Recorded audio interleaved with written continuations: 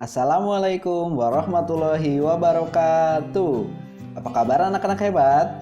Semoga kalian dalam keadaan sehat ya. Sudah siap untuk belajar hari ini? Sebelum belajar, persiapkan terlebih dahulu alat tulis kalian dan jangan lupa berdoa. Pada pertemuan sebelumnya, kita sudah belajar tentang keragaman rumah adat yang ada di Indonesia. Kira-kira adakah keragaman lain yang ada di Indonesia? Ada, yaitu keragaman pakaian adat. Nah, di Indonesia ada banyak sekali pakaian adat, seperti contoh berikut. Di kelas 4 ini kita masih belajar tema 7, indahnya keragaman di negeriku. Subtema 2, indahnya keragaman budaya negeriku. Pembelajaran keempat. Tujuan pembelajaran kita hari ini adalah sebagai berikut. Dalam memulai pembelajaran, Bapak punya teks terlebih dahulu. Ayo kita membaca. Ragam pakaian adat Indonesia. Perbedaan kondisi geografis wilayah Indonesia mendorong berkembangnya pakaian adat. Bagi bangsa Indonesia, pakaian adat termasuk salah satu kekayaan budaya. Penduduk daerah biasanya menggunakan pakaian adat dalam peringatan peristiwa atau acara tertentu. Contohnya, pakaian adat dikenakan saat acara pernikahan atau tradisi adat daerah setempat.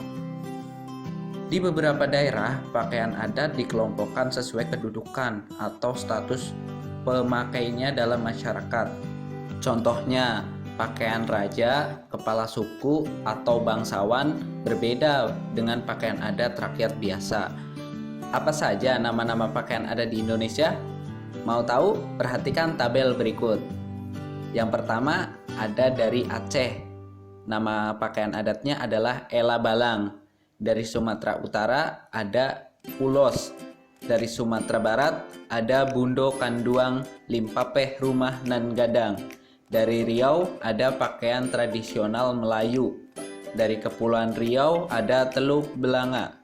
Dari Sumatera Selatan ada Aesan Gede. Dari Bangka Belitung ada Paksian. Dari Banten ada Baju Pangsi.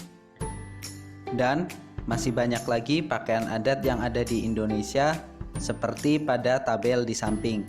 Anak-anak dapat membacanya sendiri. Setiap pakaian adat memiliki keunikan masing-masing, seperti contoh berikut. Pakaian adat Bali. Pakaian adat pria biasanya berciri khaskan menggunakan penutup kepala berupa udeng, menggunakan kamen, saput, keris, dan juga tak luput dengan selendang. Pakaian adat wanita biasanya berciri khaskan menggunakan sanggul, kebaya, kamen, bulang pasang, dan juga tak luput dengan selendang. Pada acara-acara resmi yang ada, pakaian adat pria dengan wanita biasanya tidak mempunyai penutup bahu serta lengan. Umumnya menggunakan aksesoris tambahan berupa bunga. Tetapi jangan salah loh, ini bukan sembarang bunga. Di antaranya seperti bunga cempaka kuning, bunga cempaka putih, serta bunga kamboja. Dan yang terakhir, gunakan bija atau mebija di mana diletakkan di kening. Setelah kalian mengetahui ragam pakaian adat yang ada di Indonesia, selanjutnya kalian berdiskusi bersama teman, orang tua, atau anggota keluargamu yang lain tentang pakaian adat dari asal daerahmu. Sesuai dengan pertanyaan berikut. Di provinsi mana kalian tinggal? Yang kedua, apa nama pakaian adat dari daerahmu? Yang ketiga, tuliskan keunikan pakaian adat daerahmu. Yang keempat, dalam acara apa sajakah pakaian adat itu bisa digunakan? Dapat juga ditulis dalam bentuk tabel seperti berikut ini. Setelah kalian menuliskan keunikan pakaian adat dari asal daerahmu, selanjutnya kalian menuliskan keunikan pakaian adat sesuai dengan lembar kerja peserta didik yang sudah disediakan. Ayo kita mengenal keunikan pakaian adat wanita Minangkabau. Kita baca bersama-sama ya anak-anak. Keunikan pakaian adat Minangkabau. Setiap daerah mempunyai pakaian adat, begitu pula dengan daerah Minang di Sumatera Barat. Pakaian adat bagi wanita Minang sering disebut limpapeh rumah nan gadang. Pakaian adat Limpapeh Rumahan Gadang ini terdiri atas beberapa bagian. Setiap bagian memiliki keunikan masing-masing. Berikut ini adalah bagian-bagian dari pakaian adat Limpapeh Rumahan Gadang. Bagian paling atas adalah penutup kepala berbentuk runcing, gonjong, menyerupai bentuk atap rumah Minangkabau. Penutup kepala ini disebut tingkuluak, namun pada pengantin biasanya memakai hiasan yang disebut suntiang. Selanjutnya adalah baju adat yang disebut baju Batabuwe. Baju ini penuh dengan hiasan benang emas yang melambangkan kekayaan alam Minangkabau. Corak hiasan benang emas beragam. Pada pinggiran baju ada batas yang diberi benang emas dan disebut minsi. Baju bagian bawah berupa kain atau sarung yang disebut lambak.